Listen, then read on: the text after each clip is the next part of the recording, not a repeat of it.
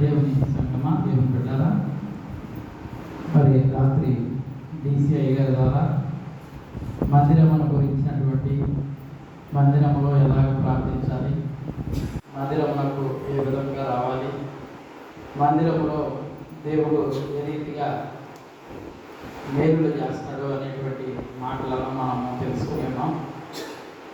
ఈ దినమున ఆ మందిరమును అంటే యెరూషలేము మందిరమును మొట్టమొదటిగా మాకు దేవుడు ఇచ్చినటువంటిది ఆ యెరూషలేము మందిరము. దావీదు ద్వారా కట్టడానికి దావీదు ఇష్టపడ్డాడు. అయితే దావీదు ద్వారా కాకుండా సొలొమోను ద్వారా ఆ మందిరాన్ని దేవుడు నిర్మించాడు.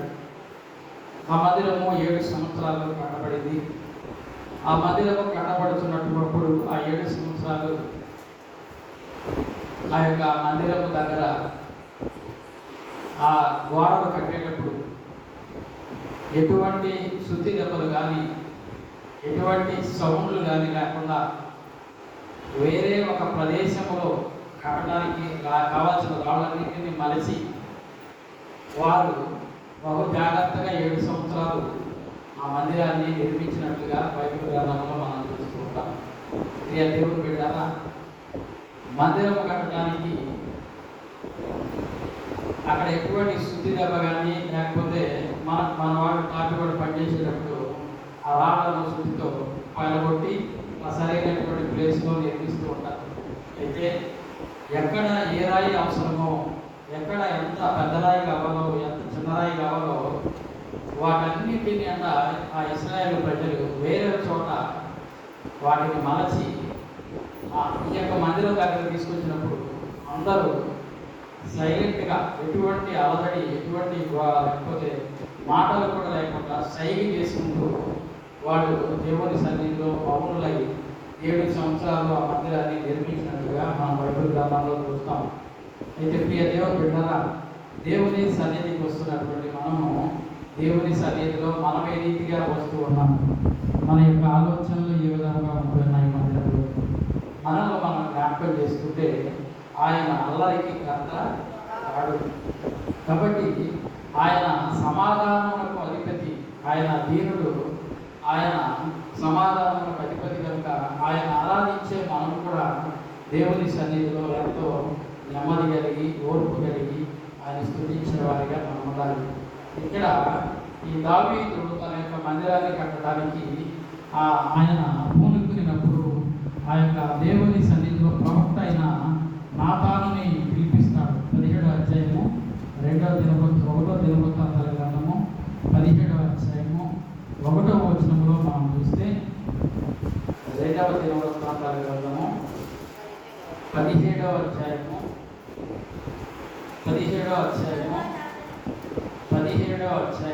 1 దినవృత్తాంతాలు 17వ అధ్యాయము 1 నుంచి దావీదు తన ఇంట నుండి ప్రవక్త అయిన నాతానును పిలిపించి, నేను దేవదారు మ్రాణులతో కట్టబడిన నగరులో నివాసము చేయించున్నాను. యెహోవా నిబంధన మందసము ఎలచాటున ఉన్నదని చెప్పగా నాతాను, దేవుడు నీకు తోడై ఉన్నాడు, నీ హృదయమందున్నదంతయు చేయమని చాలా దావీదుతో నేను హల్లెలూయా హల్లెలూయా నాతాను ప్రవక్తను దావీదు పిలిపించి ఆయన అంటాడు, ఆ యొక్క యెహోవా మందసము ఎక్కడుందన్న తెరల చాటున ఉన్నది. యెహోవా నిబంధన మందసము తెరల చాటున ఉన్నది. కాబట్టి ఆ మందసము తెరల చాటులో ఉండగా మనము ఎలాగంట నగరులు ఎట్లాగా దేవదారు మానవులతో కట్టబడిన నగరంలో నివాసం చేయించున్నాము అంటున్నాడు. కాబట్టి ప్రియ దేవుని బిడ్డారా, అంటే దేవుడు దీనమైనటువంటి స్థితిలో ఉంచబడి ఉన్నాడు, మనుషులైతే ఉన్నతమైనటువంటి స్థితిలో బ్రతుకుతూ ఉన్నారు. ప్రియ దేవుని బిడ్డారా, సృష్టికర్త మనలను సృజించినటువంటి దేవుడు, మన యోగక్షేమములు ఎరిగినటువంటి దేవుడు, మనం ఆరాధించేటువంటి దేవుడు, మన ప్రాణములకు ఆధారమైనటువంటి దేవుడు, మన అభివృద్ధికి ఆధారమైనటువంటి దేవుడు ఆయన ఎక్కడున్నాడంట? తెరల చాటున ఆయన నిబంధన మందసములో ఆయన ఉన్నాడు. నేనైతే దేవదారు రాళ్ళతో కట్టబడిన నగరంలో నివాసము చేయించున్నాను అని చెప్పి దావీదు తనలో తాను బాధపడుతూ నడుచుకుంటూ ఆయన మాట చెప్తూ ఉన్నాడు. నాతాను దేవుడు నీకు తోడై ఉన్నాడు, నీ హృదయమైనంతయు చేయమని దావీదుతో అనెను. ఎవరికి దేవుడు తోడుగా ఉంటే వారు దేవుని సన్నిధిలో బలముగా ఉంటారు. ఎవరైతే దేవుణ్ణి హృదయపూర్వకంగా ఆరాధించగలుగుతారో వారికి దేవుని సన్నిధి తోడుగా ఉంటుంది. వారి ఆలోచన వేరే ఉంటుంది, వారి పద్ధతులు వేరేగా ఉంటాయి, వారి నడకలు వేరే ఉంటాయి, వారి మాటలు వేరే ఉంటాయి, వారి ఆలోచనలు సమస్తము దేవునికి ఇష్టముగా ఉంటాయి. కాబట్టి దావీదు గొర్రెల దొడ్డిలో ఉన్నటువంటి దావీదుని దేవుడు ఏర్పాటు చేసుకొని అనేకమైనటువంటి శ్రమల నుండి, ఇరుకుల నుండి, ఇబ్బందుల నుండి తన యొక్క మామ అయినటువంటి సౌలు భార్యల నుండి కూడా తప్పింపబడినటువంటి దావీదు మాట్లాడుతున్నటువంటి మాట, ఆయన తన ఆలోచనలో పడుకుని ఆయన ఏం చేస్తూ ఉన్నాడు, దేవుని మనసును గురించి చింత కలిగి ఉన్నట్లుగా ఇక్కడ మనం చూస్తూ ఉంటాము. ప్రియ దేవుని బిడ్డారా, మనము కూడా ఎంతో వాక్యం వింటూ ఉంటాము, ఆయన ఇచ్చినటువంటి రక్షణను పొందుకుంటాము, ఆయన ఇచ్చిన ఆరోగ్యంతో బ్రతుకుతూ ఉంటాము, ఆయన ఇచ్చిన సకల ఐశ్వర్యములను మనం అనుభవిస్తూ ఉంటాము. కానీ ఆయనను కూర్చున్నటువంటి చింత మనకు ఉండదు. కాబట్టి ప్రియ దేవుని బిడ్డారా, ఎవరైతే ఆయన గురించి ఆలోచించగలుగుతారో, ఆయన అంటాడు, ఒక నరుడు చింతించుట వల్ల ఒక వెంట్రుకను నల్లగానైనను తెల్లగానైనను చేయలేడు. అంటే మన వల్ల ఏది కాదు. అలాంటి మనము ఆ యొక్క సమస్తము కలిగినటువంటి వాడు. మన ప్రాణం ఆయన చేతిలో ఉంది, మన అభివృద్ధి ఆయన చేతిలో ఉంది, మన జీవం ఆయన చేతిలో ఉంది. ఆ యొక్క మన సమస్తము, మన ఊపిరి, శ్వాస నిశ్వాసాలు సమస్తము ఆయన చేతిలో ఉంటే ఆ యొక్క సమస్తము ఉన్నటువంటి ఆయన మౌనంగా ఉంటున్నాడు.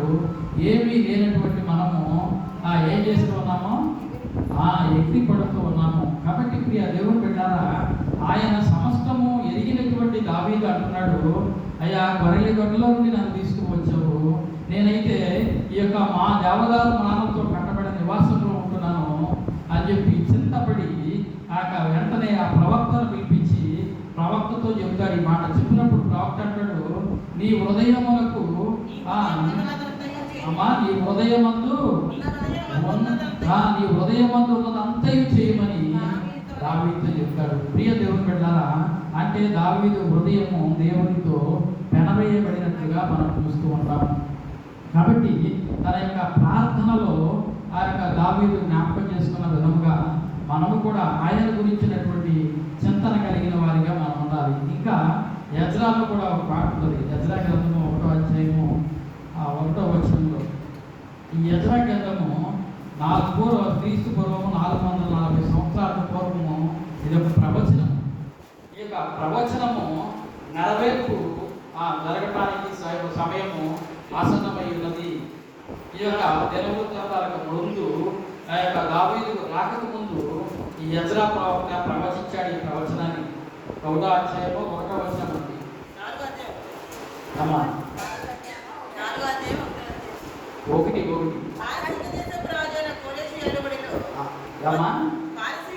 పారసీక రాజైన కోరేషు ఏలుబడిలో మొదటి సంవత్సరమందు ఇర్మియా ద్వారా పలుకబడిన తన వాక్యమును నెరవేర్చుటకై యెహోవా పారసీక రాజైన కోరేషు మనసుని ప్రేరేపింపగా అతడు తన రాజ్యమంతటా చాటింపు చేయించి చాలా. ప్రియ దేవుని బిడ్డలారా, ఇది 2వ మందిర నిర్మాణము. అంటే మొదట సొలొమోను నిర్మించిన మందిరము కడవేయబడింది నెబుకద్నెజర్ రాజు ద్వారా. ఇది 2వ మందిరము నిర్మింపబడటానికి కోరేషుని దేవుడు ఏర్పాటు చేసుకున్నప్పుడు కోరేషు ద్వారా ఈ మందిరం నిర్మాణానికి ఇక్కడ పునాదులు వేయబడుతూ ఉంటాయి. ఈ 4వ అధ్యాయము 1వ వచనం చూడాలి. అంతటా యూదా వంశస్థులకును బెన్యామీనీయులకును విరోధులైన వారు, చెర నివారణ అయిన వారు, ఇశ్రాయేలు దేవుడైన యెహోవాకు ఆలయమును కట్టుచున్న సంగతి విని, ఇక్కడ ఆ రెండవ మందిరాన్ని నిర్మించడానికి వాళ్ళు ఆటంకపరుస్తూ ఉన్నట్లుగా మనం చూస్తూ ఉన్నాము. మొదటి మందిరము నిర్మింపబడినప్పుడు ఎటువంటి అలజడి లేదు.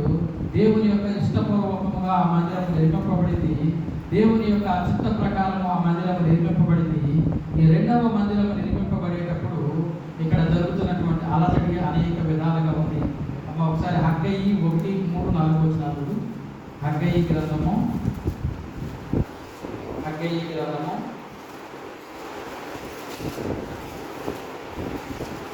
అక్కడేగా సరపి వేసిన వేళల్లో మనం నివసిస్తాం.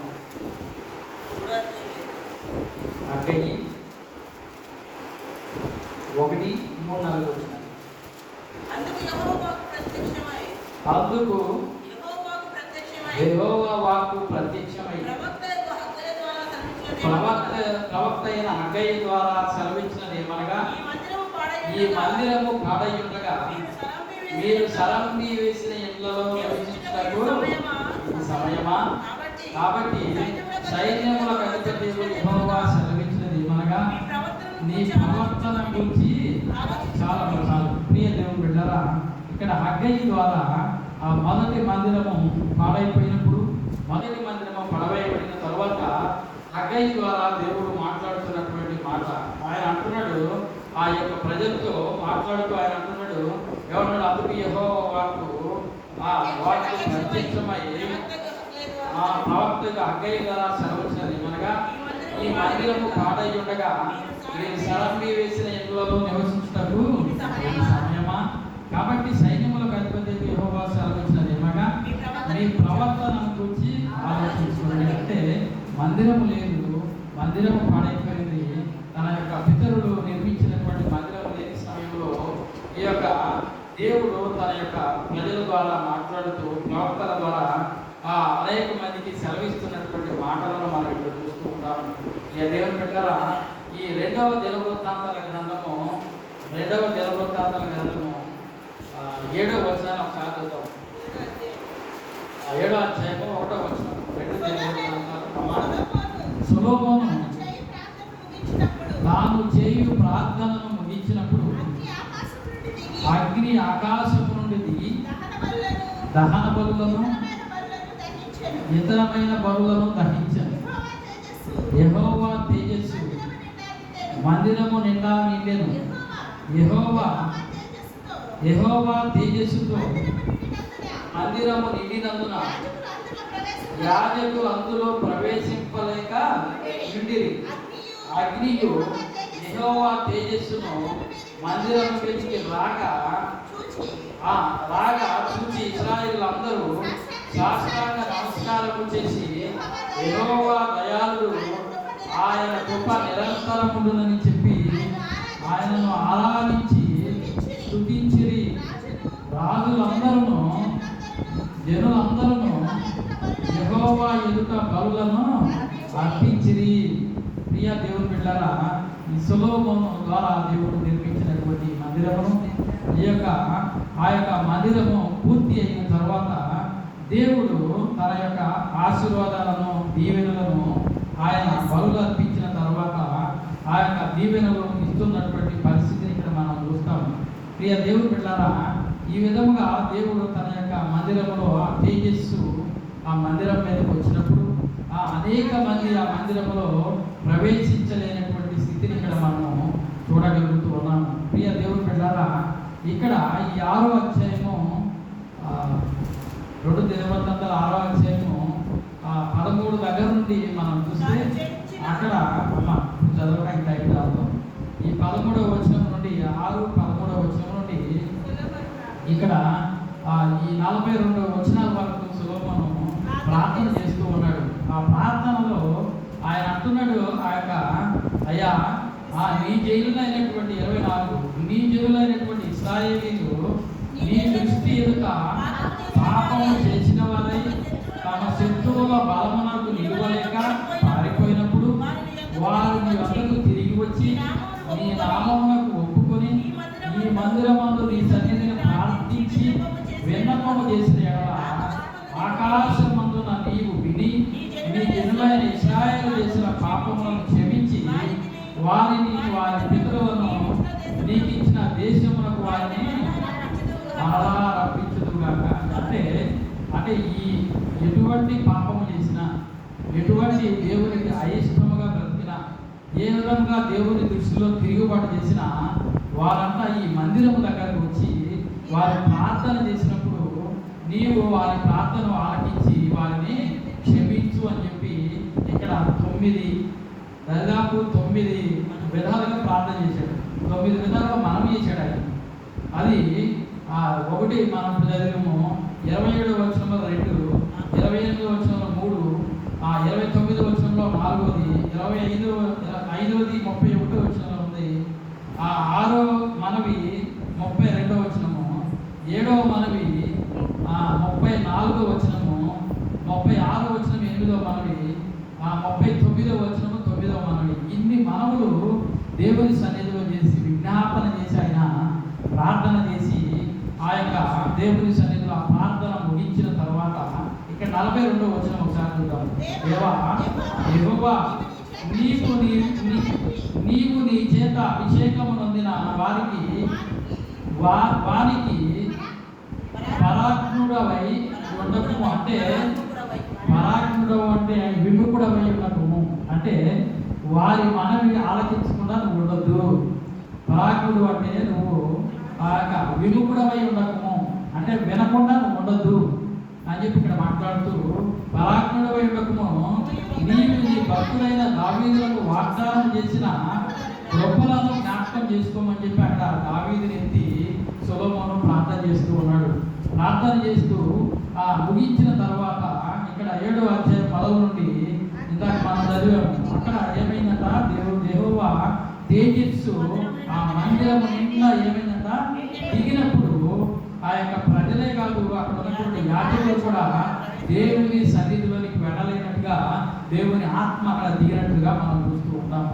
ప్రియ దేవుని బిడ్డలారా, రాత్రి అయ్యగారు చెప్పారు దేవుని మందిరంలో ఏ విధంగా రావాలి, ఆ మందిరంలోకి వస్తే దేవుడు ఏ రీతిగా మందిరంలో ఏం చేస్తాడంట, మందిర స్థలంలో తీర్పు తీరుస్తాడంట, మందిర స్థలంలో ప్రార్థనను ఆలకిస్తాడంట. కాబట్టి ఆయన తీర్పు తీరుస్తాడని మనం భయపడుకుంటూ రావాలి మందిరానికి. ఆయన మన ప్రార్థన ఆలకిస్తాడు అని మనం భయపడుతూ ప్రార్థన చేయాలి. ప్రియ దేవుని బిడ్డలారా, భయం లేకుండా దేవుని సన్నిధికి వస్తే ఆ యొక్క మనము దేవుని ప్రత్యక్షతను చూడలేము, దేవుని యొక్క ప్రసన్నతను మనము చూడలేము. కాబట్టి దేవుని సన్నిధిలో మనం ప్రతి ఒక్కరము మనం ఏ రీతిగా ప్రార్థన చేస్తున్నాము. మన మందిరములకు వచ్చినప్పుడు సొలొమోను అంటాడు, నీ మందిరమునకు వెళ్ళినప్పుడు నీ ప్రవర్తన జాగ్రత్తగా చూసుకోంటాడు. ఎందుకు ఆ మాట అంటున్నాడంటే, ప్రియ దేవుని బిడ్డలారా, మన ప్రవర్తన సరిగా లేదు, మన ప్రవర్తన దేవునికి ఆయాసకరముగా ఉంది. 1వ రాజుల గ్రంథము 6వ అధ్యాయము 7వ వచనాన్ని ఒకసారి చూడండి. 1వ రాజుల గ్రంథము 6వ అయితే మందిరము కట్టుచున్న సమయమున అది ముందుగా సిద్ధపరిచి తెచ్చిన రాళ్లతో కట్టబడేను. మందిరము కట్టు స్థలమున సుత్తె, గొడ్డలి మొదలైన ఇనుప పనిముట్ల ధ్వని ఎంత మాత్రమును హల్లెలూయా హల్లెలూయా. ఏమైందంట, అక్కడ మొదటిగా వేరే చోట సిద్ధపాటు చేశాడు. సిద్ధపాటు చేసిన స్థలంలో ఏ రాయి అవసరమో, ఏ ముక్క అవసరమో, ఎంత పెద్ద బండ అవసరమో ఆ గోడలు కట్టేటప్పుడట వేరే చోట రాళ్లను సిద్ధపరిచి ఇక్కడ తీసుకుని వచ్చారు. ఈ యొక్క మందిరము కట్టే ప్రదేశం ఎలా ఉందంట, నిర్మానుషముగాను నిశ్శబ్దముగాను అక్కడ ఉన్నట్టుగా మనం చూస్తూ ఉన్నాము. మనము మందిరములకు వచ్చేటప్పుడు మనము కూడా ఆయన మంచబడినటువంటి రాళ్ళమే, ఆయన ఏర్పాటు చేసుకున్నటువంటి బిడలమే. అందుకే రోమపత్రిక అపోస్తలుడైన పౌలు రోమీయులకు రాసినటువంటి పత్రిక 8వ అధ్యాయము 30వ వచనాన్ని ఒకసారి మనం చూద్దాం. మరియు ఎవరిని ముందుగా నిర్ణయించెనో వారిని పిలిచెను, ఎవరిని పిలిచెనో వారిని నీతిమంతులుగా తీర్చెను, ఎవరిని నీతిమంతులుగా తీర్చెను వారిని మహిమపరచెను. హల్లెలూయా హల్లెలూయా.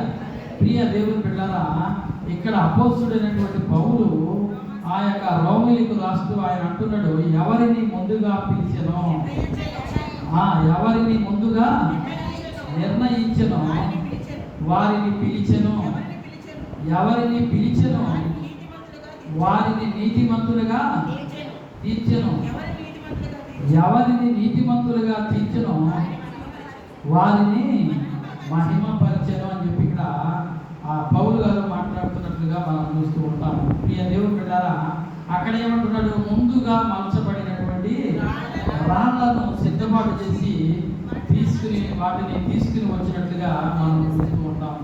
ఇక్కడ అంటున్నాడు, ఎవరిని ముందుగా ఏర్పాటు చేసుకున్నాడు, ఎవరిని ముందుగా నిర్ణయించాడు, ఎవరిని ముందుగా పిలిచాడు, ఎవరిని తన హృదయంలో ఆయన ఇష్టపడుతూ ఉన్నాడో వారిని ఆయన పిలుచుకున్నట్లుగా చూస్తూ ఉన్నాము. మనం ఆయన మందిరానికి వస్తూ ఉన్నాము అంటే ఆయన గోడలు ఏ రీతిగా రాళ్లతో నిర్మింపబడి ఉన్నాయో అలాగే తన మందిరం కూడా ఈ యొక్క రాళ్ల లాంటి మనలను, అంటే రాయికి ఏముండదు, స్మరిశ ఉండదు, ఆత్మ ఉండదు, ఆ యొక్క రాయి ఆ యొక్క భయం ఉండదు, దానిలో ఆ రాతిలో ఎటువంటి ఆ చలనం అనేది ఉండదు. రాయికి ఇంకొకటి ఏముండదు, విశ్వాసము ఉండదు. అమ్మాయి చెప్పినట్టుగా అంటే మన జీవితంలో ఇవన్నీ మనకు కూడా ఉన్నాయి. విశ్వాసం లేదు, ఒక చలనం లేదు, ఒక ప్రేమ లేదు, ఒక దేవుడికి వచ్చినటువంటి ధ్యాస అనేది. అలాంటి రాళ్ళలాంటి మనలనంట ఆయన మనుషులుగా మార్చి మన యొక్క హృదయాలలో ఆ రాతి గుడిని తీసివేసి మాంసం గుడిని మన హృదయాలలో పెట్టి ఆ మనలనంట ముందుగానే ఏర్పాటు చేసుకున్నాడు. గ్రామంలో అనేక మంది ఉన్నాము, అయితే వారందరినీ ఆయన పిలవలేదు, కానీ మనల్ని ఏర్పాటు చేసుకున్నాడు. ఎందుకంట ఆయన మందిరంలో నివసించడానికి, ఆయన మందిరంలో సహభోజనం చేయడానికి, ఆయన యొక్క రక్త మాంసాలతో కడిగి మనల్ని తీసుకుని వచ్చి ఇక్కడ కూర్చొని పెట్టాడు. అంటే ఆయన, అందుకే దావీదు అంటాడు, ఒక మాట మాట్లాడతాడు కీర్తన గ్రంథంలో. దావీదు కీర్తన గ్రంథము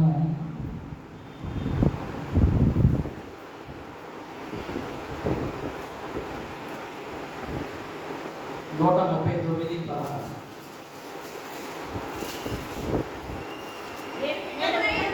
నేను పిండమునై ఉండగా నీ కన్నులు నన్ను చూసెను. చాలా చాలు. దావీదు ఏమంటున్నాడు, నేను పిండమునై ఉండగా నీ కన్నులు నన్ను చూసెను. అప్పుడే దేవుడు దావీదుని తాను మలుచుకున్నాడు, తాను ఏర్పరచుకున్నాడు, తాను ఇష్టపడ్డాడు. ఆయన తల్లి గర్భంలో ఉన్నప్పుడే దావీదు దేవుడు చూసి తనకు ఇష్టమైన విధంగా ఆయన మలుచుకుంటూ వచ్చి ఇష్టమైన రాయిగా చేసుకుని ఆయన దేవుని యొక్క సన్నిధిలో వాడబడే విధంగా ఏర్పాటు చేసుకున్నట్లుగా మనం చూస్తాం. 53:2 కూడా ఒకసారి కీర్తన గ్రంథము 53వ అధ్యాయము 2వ వచనం. అమ్మా 53:2.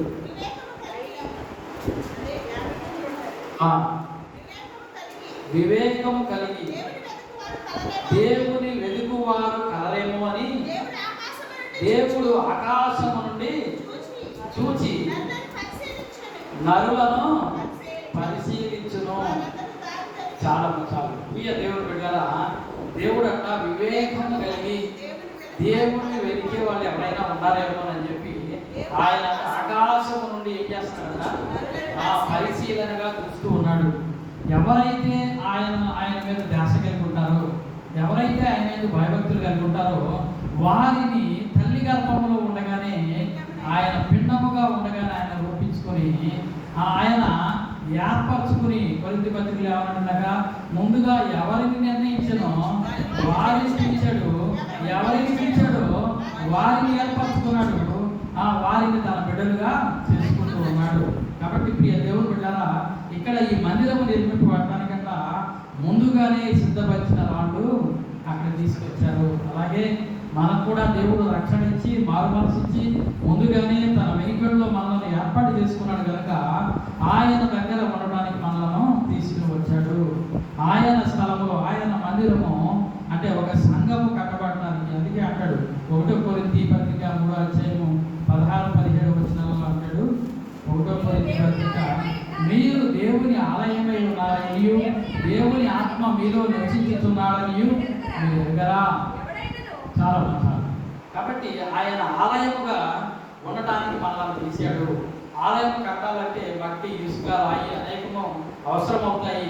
అలాగే మనము కూడా ప్రియ దేవుని బిడ్డారా అందరము రాళ్ళుగా కాకుండా కొందరు దేవుని యొక్క పనిచేసేవారుగాను, కొందరు పరిచారకులుగాను, కొందరు ప్రవక్తలుగాను, కొందరు వాక్యం చదివేవాళ్ళుగాను, కొందరు వాక్యం వివరించేవారుగాను, కొందరు ఆ యొక్క ఉపదేశించేవారుగాను, బోధకులుగాను, పాటలు పాడేవారుగాను దేవుడు ఏర్పాటు చేసుకుంటాడు. రాళ్ళు నానా విధ రూపాలుగా ఏ రీతిగా ఉండి కట్టబడటానికి అక్కడ చేపడుతూ ఉన్నాయో మనము కూడా అనేకమైనటువంటి మనస్తత్వాలు కలిగినటువంటి మనము, అనేక విధాలుగా జీవిస్తున్నటువంటి మనము ఆయన సన్నిధికి తేపడుతూ ఉన్నాము. ఎందుకంట ఆయన మందిరముగా కట్టబడటానికి, ఆయన సంఘముగా మనం ఉండటానికి ఆయన ఇష్టపడి మనల్ని తీసుకుని వస్తున్నాడు. అందుకే మత్తయి సువార్త 22:14 వచనంలో ప్రభు అయినటువంటి యేసుక్రీస్తు కూడా మాట్లాడుతున్నాడు. కాగా పిలువబడిన వారు అనేకులు, ఏర్పరచబడిన వారు కొందరే. ఎంతమంది అంట? పిలువబడ్డవాళ్ళు అనేకులు. రాత్రి మనం చూసాము దరిదాపు 200 మంది మనం భోజనం చేసాం. ఇక దేవుని బిడ్డారా ఆదివారం కూడా అంతమంది రాకపోవచ్చు. అంటే పిలువబడినటువంటి వాళ్ళు అనేక మంది వస్తారు, ఏర్పరచబడినటువంటి వాళ్ళు కొందరే.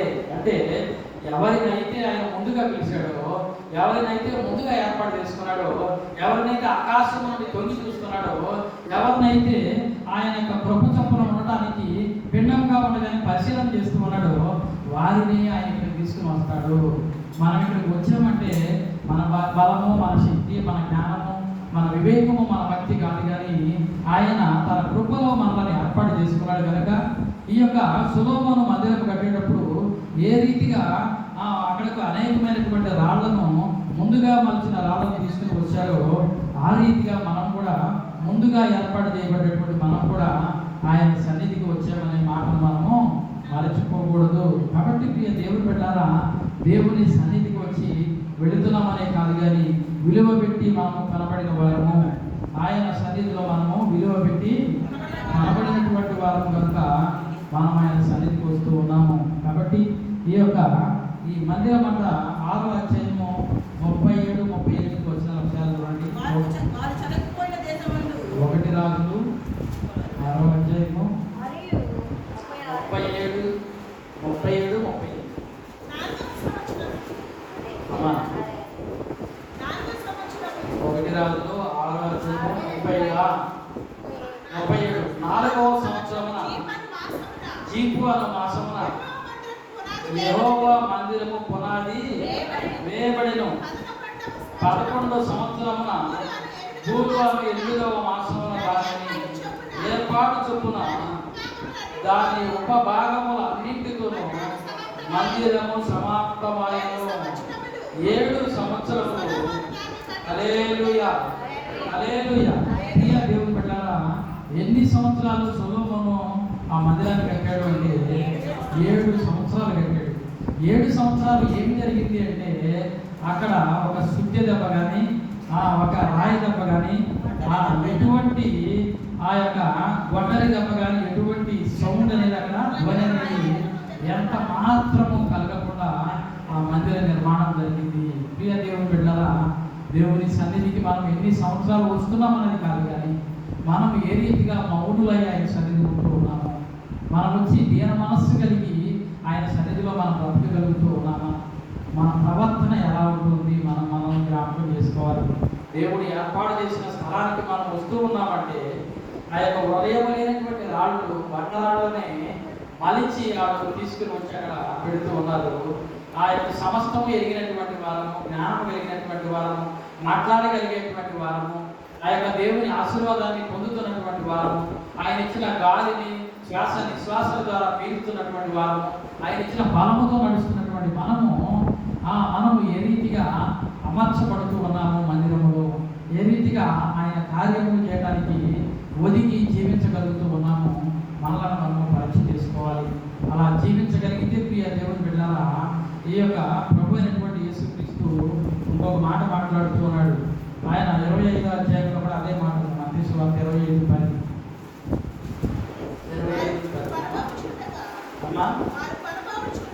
మత్తయి సువార్త 25:10. వారు ఆ, ఆ, అప్పుడు సిద్ధపడి ఉన్నవారు అతనితో కూడా హల్లెలూయా హల్లెలూయా. ప్రియ దేవుని బిడ్డలారా, సిద్ధపడిన వారు ఏం చేశారు? ఆ పెళ్లి విధిలోకి ఆయనతో కూడా లోపలికి వెళ్ళాడు. ఆయన రోమిగా అంటున్నాడు, ఎవరిని పిలిచాడు, ఎవరిని ఏర్పాటు చేసుకున్నాడు, ఎవరిని నిర్ణయించాడో, ఎవరిపై కనుదృష్టించాడో, ఎవరిని దివారాత్రులు ఆశీర్వదిస్తూ దీవిస్తూ ఉన్నాడో, ఎవరి ప్రార్థనలు ఆయన వింటూ ఉన్నాడో, ఎవరిని ఆయన సిద్ధపాటు చేస్తూ ఉన్నాడో, ఎవరిని వేరే ప్రదేశంలో, అంటే అక్కడ మందిరం ఇక్కడ నిర్మింపబడుతుంది, వేరే ప్రదేశంలో వాళ్ళు రాళ్ళను కలుస్తూ ఉన్నారు. మనం కూడా ఇక్కడ మందిరం ఇక్కడ ఉంది. మన యొక్క ప్రార్థన, మన ద్వేష, మన ఆలోచన సమస్తము మన ఎండలో జరుగుతూ ఉంటాయి. దేవుని బిడ్డ, ఏ గొడవ ఉన్నా, భార్య భర్తలైనా, పిల్లలతోనైనా ఏది ఉన్నా మన ఇళ్లలోనే దానిని మనము సమాప్తి చేసి మందిరానికి వచ్చేటప్పుడు ఎలా రావాలి? నిశ్శబ్దముగా ఆయన మందిరానికి రావాలి. అట్లా ఎవరినైతే ఆయన తీసుకుని వస్తున్నాడో, ఎవరినైతే తన స్వరక్తం నుంచి సంపాదించి మందిరంలో ఉండడానికి ఇష్టపడుతున్నాడో, ఎవరినైతే సిద్ధపాటు చేస్తూ ఉన్నాడో, ఎవరినైతే వాక్యంతో నిత్యము కడుగుతూ ఉన్నాడో, వాక్యముతో ఎవరితో మాట్లాడుతూ ఉన్నాడో, ఎవరైతే ఆ వాక్యానుసారంగా బ్రతకడానికి ఇష్టపడుతూ ఉన్నారో, ఒదిగి జీవించడానికి ఇష్టపడుతూ ఉన్నారో, వారందరినీ, ఆ పిలిచిన వారందరినీ, ఆ ఏర్పాటు చేసుకున్న వారందరినీ, ఆకాశమందును చూసిన వారందరినీ, ఆ తల్లి గర్భంలో ఉన్నప్పటి నుంచి రూపించుకున్నటువంటి వారందరినీ సిద్ధపాటు చేస్తూ ఉన్నారు. ఎవరైతే సిద్ధపడి ఉన్నారో వాళ్ళందరూ ఆయనతో కూడా ఆ విధులోనికి వెళుతూ ఉన్నారు. ప్రియ దేవుని బిడ్డలారా, బుద్ధి కలిగిన స్త్రీలను, బుద్ధి లేని వారిని మనం చూస్తూ ఉంటాము. రాత్రి మనం చూసి మనసుకరి పరిచయం ప్రార్థన. ప్రియ దేవుని బిడ్డలారా, ఒకవేళ అలా ఉంటే మనము విడివబడే వారిగా మనం ఉంటాము. కాబట్టి ఆయన చిత్తానికి లోబడే వారిగా మనం ఉండాలి. ఆయన వచ్చినప్పుడు ఆయన ఎదుర్కొనేటువంటి మనస్సు మనకు ఉండాలి, ఎదుర్కొనేటువంటి మనోనేత్రాలు కలిగిన వారిగా ఉండాలి. ఆయన మధ్యాకాశంలోకి వచ్చి బోర ఊదినప్పుడు ఆ యొక్క బోరను వినగలిగేటువంటి చెవులు మనకు ఉండాలి. అంటే నిత్యము దేవునితో నువ్వు ప్రార్థన చేస్తూ సంభాషణ చేస్తూ ఉంటే ఆ దేవుని స్వరమును వింటూ ఉంటావు. ఎప్పుడైతే నువ్వు అన్ని బాగా ఉన్నప్పుడు ఆ స్వరం వింటూ ఉన్నావో, ఒకవేళ ఆయన మధ్యాకాశానికి వచ్చినప్పుడు నీవు బ్రతికున్నా ఎత్తబడతావు, ఒకవేళ చనిపోయినా ఆ ఎముకలతో ఉన్నా నీవు ఆ స్వరం విని మళ్ళా నువ్వు లేచి ఆత్మరూపిగా ఆయనను ఎదుర్కోవడానికి హల్లెలూయా హల్లెలూయా. కాబట్టి బ్రతికుండగా వాక్యం వింటూ ఉన్నావు. ఆయన తన యొక్క ఆయన పిలుపు వచ్చినప్పుడు నువ్వు బ్రతికుండగా కానీ నీకు ఆ స్వరం వినబడుతుంది, నువ్వు ఎత్తబడతావు. ఎత్తబడాలి అంటే ఇక్కడ సిద్ధపాటు కలిగి ఉండాలి, ఇక్కడ చెక్కబడి ఉండాలి, ఇక్కడ నలగొట్టబడి ఉండాలి. పౌలు అంటున్నాడు, నేను ఎంత సువార్త బోధించినా నన్ను నేను నలగొట్టుకుంటూ ఉన్నాను, నా శరీరాన్ని నేను నలగొట్టుకుంటూ ఉన్నాను, ఎక్కడ తప్పు జరుగుతుందో అని చెప్పి ఆయన తనను తాను మలుచుకుంటున్నట్టుగా ఇక్కడ మనం చూస్తూ ఉంటాము. ఇక దేవుని బిడ్డలారా, వాక్యము మనలను ఏ రీతిగా చెప్పుతూ ఉందో, ఒక్కొక్కసారి మన తప్పులను చూపిస్తూ ఉంటుంది, ఒక్కోసారి మన పాపాలను చూపిస్తూ ఉంటుంది, ఒక్కోసారి మన ఎగతాళి చేసినట్లుగా ఉంటుంది, ఒక్కోసారి మన యొక్క ఆ స్థితిని మన ముందు పెడుతుంది. సమరయ స్థితిని ఏం చేశాడు ఆయన? ఆ బావి దగ్గర ఆమె బ్రతుకు ఆ పరిస్థితి అంతటిని బయటపెట్టాడు. అక్కడ ఆమె వెంటనే ఆ స్థితిని ఎదిగి ఆమె రక్షింపబడి ఆ ఊరిలోనికి వెళ్ళి వారందరినీ వెంట పెట్టుకుని, అలాగే వాక్యము మనల్ని దిద్దుతూ ఉన్నది, మనల్ని చెప్పుతూ ఉన్నది, మనల్ని నలకొడుతూ ఉన్నది. దానికి మనం విధేయులమై ఉండాలి. ఎప్పుడైతే వింటామో, అయ్యా ఈరోజు నువ్వు నాతో మాట్లాడావయ్యా, అయ్యా నా అవిధేయత నుండి క్షమించయ్యా, నన్ను నీకు పనికివచ్చు పాత్రగా వాడుకోయ్యా, నీకు పనికొచ్చు రాయిగా నన్ను మలుచును ఆయన అని చెప్పి, నీ మందిరంలో నాకు స్థిరమైనటువంటి నివాసాన్ని నువ్వు ఏర్పాటు చేయగలవా అని చెప్పి మనం ఏం చేయాలి? ప్రార్థన చేసుకుంటూ ఉండాలి. ఇక్కడ ఈయన అంటున్నాడు, ఆ యొక్క ఏర్పరచబడిన వారందరూ ఆ పెళ్లి విధిలోనికి పెళ్లి కుమారుతో పాటు వెళ్ళారంట. అలాగే ప్రభు కూడా పెళ్లి కుమారుడుగా రానై ఉన్నాడు. సంఘము పెళ్లి కుమార్తెగా సిద్ధపడి ఉంటుంది. ఆ సిద్ధపడినటువంటి సంఘం ఏం చేస్తుంది? ఆ పెళ్లి కుమారుని ఎదుర్కోవడానికి ఎత్తబడుతుంది. కాబట్టి ఎత్తబడే సంఘంలో, ఎత్తబడే స్థితిలో మనం ఉంటున్నామా లేదా మనల్ని మనం పరీక్ష చేసుకుంటూ ఉండాలి. ఆ యొక్క ప్రకటన గ్రంథము 19వ అధ్యాయము 2వ వచనం ఒకసారి చూద్దాం. 19:2 ఆయన తీర్పులు సత్యములను న్యాయములైనవి, చదువు. ఆయన తీర్పులు సత్యములను న్యాయములై ఉన్నవి. తన వ్యభిచారముతో భూలోకమును చేసిన గొప్ప వేశ్యకు ఆయన తీర్పు తీర్చి తన దాసుల రక్తమును బట్టి దానికి ప్రతిదండన చేసెను. మరియు రెండవసారి వారు ప్రభువుని స్తుతించిరి అనేది. హల్లెలూయా, హల్లెలూయా. ప్రియ దేవుని బిడ్డలారా, దేవుని సన్నిధిలో ఆయన ఏం చేశారట? ఆయన మన యొక్క స్థితిని అక్కడ తన తీర్పుల ద్వారా ఆ యొక్క మన స్థితిని అక్కడ చూపిస్తూ ఉన్నాడు. ఆ యొక్క భూలోకంలోనట గొప్ప వేశ్యలతో తీర్పు తీర్చి తన దాసుల రక్తమును బట్టి దానికి ప్రతిదండన చేశాడు. కాబట్టి ప్రియ దేవుని బిడ్డలారా, ఆయన సన్నిధిలో కూర్చున్నటువంటి మనం వచ్చి వెళ్ళడం కాదు, కానీ ఆయన సన్నిధిలో మనం ఏ రీతిగా బ్రతకగలుగుతూ ఉన్నాము, ఆయన సన్నిధిలో ఏ రీతిగా ఆయన స్తుతించగలుగుతూ ఉన్నాము, మనము పరీక్ష చేసుకుంటూ ఉండాలి. అలా పరీక్ష చేసుకుంటూ ఉంటే మనం ఆయన వరకు చెక్కబడతాము. ఆ చెక్కేటప్పుడు అనేకమైనటువంటి శుద్ధి దెబ్బలు తగులుతూ ఉంటాయి. అంటే వాక్యము మనం వినేటప్పుడు మన హృదయం నొచ్చుకుంటూ ఉంటాము. ఆ యొక్క మనము దేవుని సన్నిధిలో బాధపడుతూ ఉంటాము. అవన్నీ కాదు, కానీ సుమారు 7 సంవత్సరాలు దేవుని యొక్క మందిరం నిర్మింపబడింది. 7 సంవత్సరాలు అక్కడ శుద్ధి సౌండ్ అనేది లేదు, వినపడలేదు. అలాగే మన బతికినంత కాలము ఆయన సన్నిధిలో మన స్వరము వినపడకూడదు, ఒకటే వినపడాలి. ఆయనకి మన స్తుతులు వినపడాలి, మన ప్రార్థన వినపడాలి, మన ఆత్మతోనే ఆయన దగ్గరకు వెళ్ళాలి. కానీ మన గొడవలు, మన యొక్క ప్రతి స్థిమితం లేనటువంటి పరిస్థితి, అదంతా దేవుని సన్నిధిలోకి రాకూడదు. కాబట్టి ప్రియ దేవుని బిడ్డలారా, అలా ఉంటే దేవుని సన్నిధిలో ఆ రోజు సొలొమోను ప్రార్థన చేసినప్పుడు ఏ రీతిగా ఆత్మ దిగిందో, ఏ రీతిగా ఆత్మ మనుషులందరినీ ఆ యొక్క ఆవరించిందో, యాజకులు కూడా వెళ్ళలేనటువంటి స్థితిగా దిగిందో, అలాగే పరిశుద్ధాత్ముడు కూడా ఈ అంత్యకాలంలో మన మధ్యన ఉంటాడు, మనతో మాట్లాడతాడు, మనల్ని బలపరుస్తాడు, మనల్ని స్థిరపరుస్తాడు. తద్వారా మన కుటుంబము, మన బిడ్డలు దీవింపబడతారని ఆశిస్తూ ఈ నా మాట ముగిస్తున్నాను. ప్రభువైన యేసుక్రీస్తు నామములో మీ అందరికీ వందనాలు చెల్లిస్తూ ఉన్నాను. ప్రార్థన. మహోన్నతుడా, సర్వశక్తిమంతుడా, సర్వాధికారి, స్తోత్రాలు. ఇదిగో ప్రభువా, దావీదుని